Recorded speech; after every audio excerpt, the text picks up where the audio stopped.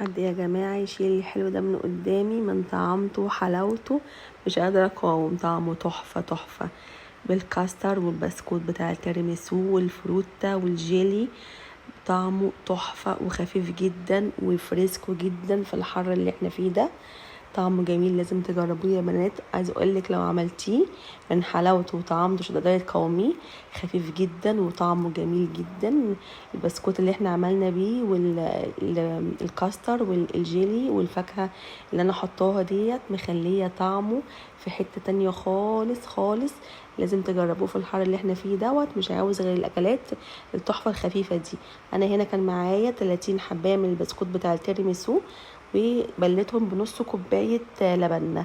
وهنا معانا 4 كوبايات لبن، تمام، وأربع معالق كاستر. تمام كده تحفة، لازم تجربوه يا بنات. طعمه خرافي خفيف موت، طعمه روعة. هنا 4 كوبايات، 4 معالق قصدي كاستر زي ما انتم شايفين هنا كده. بعدين هنحطه معلقة دقيق، معلقة كبيرة. كل ده معلقة كبيرة يا بنات. انا هنا بقى يعني الدقيق كان في حبة صغيرين فعمالة اطلع لكم معلقة بقى. انا يعني بطلع المعلقة ايه يعني عشان تبقى كلها مليانة يعني. طعمه جميل يا بنات، لازم تجربوه. ولايك وشير بقى لو بتتفرجي على الفيديو وصلتي لحد هنا، ما تنسيش في لايك وشير. ويا رب اللي تحط لايك يا رب ربنا يا رب يديها كل اللي بتتمناه. وهنا برضو هنحط سكر. هنا بقى السكر حسب الرغبة. انا هحط 6 معالق، انتي حسب رغبتك بتحبي السكر بتاعك ايه تحطي. انا هحط ايه 6 معالق سكر، تمام. انا حطيت 6 بس قصيت يعني الفيديو. وهنحط علبة قشطة، دي انا جايبها من الجزارة يا بنات. وهحط كمان كريمة سايلة بتجيبها من اي سوبر ماركت، اللي هي من التلاجات او بره التلاجات، اي واحدة من الاتنين هتقضي الغرض برضو. يبقى كده 4 كوبايات لبن، 4 كوبايات كاستر، معلقة دقيق، 6 معالق سكر، علبة قشطة وعلبة كريمة سايلة. وهنحط فانيليا، عندك فانيليا سايلة حطيها، ما عندكيش حطي من الظرف اللي انا ايه زي اللي انا هحط دوت. انا ما عنديش من السايلة كانت خلصت، فانا حطيت 2 من اللي هما البودرة ديت بس. وبعدين هنقعد نقلب القوام ده الاول قبل ما نرفعه على النار. هنقلبوه يعني قبل ما نرفعه على النار هنقعد نقلبه. بعد هنا بقى ما رفعناه على النار وبدأ بالقوام ده، هناخد نص الكمية ونحطها على البسكوت اللي هو بتاع التيراميسو، وبعدين نقلبهم مع بعض. طريقتها سهلة جدا، المكونات بتاعتها موجودة طبعا في كل البيوت. الدقيق والسكر والكاستر والحاجات دي كلها موجودة عندنا. هنا قلبناهم مع بعض، هننزل بالنص التاني عشان نسويه بالصينية من فوق. سهلة جدا يا بنات، سهلة وسريعة. واحلى حاجة فيها بقى في الاخر الطعم بقى. الطعم هنا بقى انا كان معايا كيس توت. انت ممكن في الطريقة في الوصفة دي تستخدمي الفاكهة اللي هي الطازة. انا بصراحة كنت في السوبر ماركت ونسيت اجيب فراولة، تمام، كنت محتاجة اجيب فراولة والفاكهة التانية انتوا هتشوفوها بس نسيت. وخلاص لما رجعت طلعت الكيس دوت من الفريزر.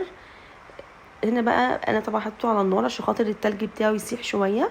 طبعا هو هنا هينزل مني ميه، يعني هو هنا هينزل شويه ميه. هعمل ايه انا بقى دلوقتي؟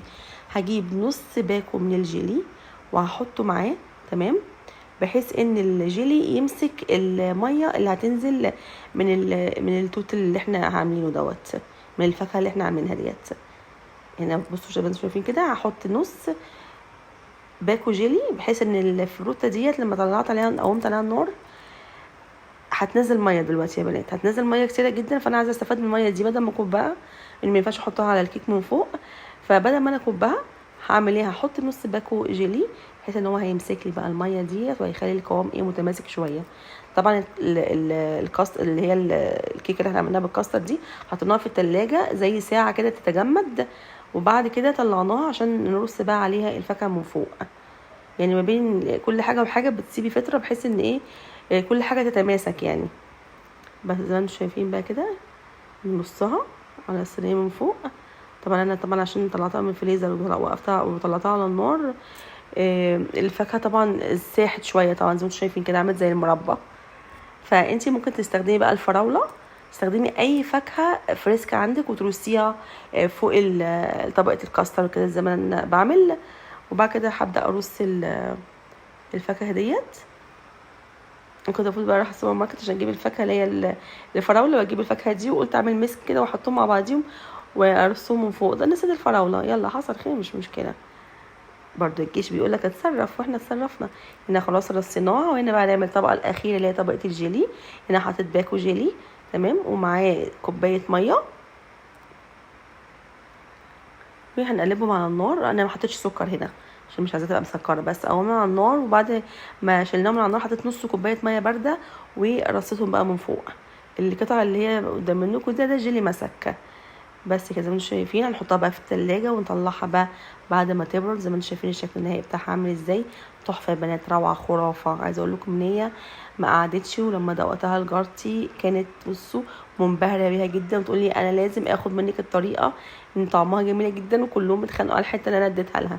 لازم تجربوها، ولايك وشير ودعوه حلوه منكم.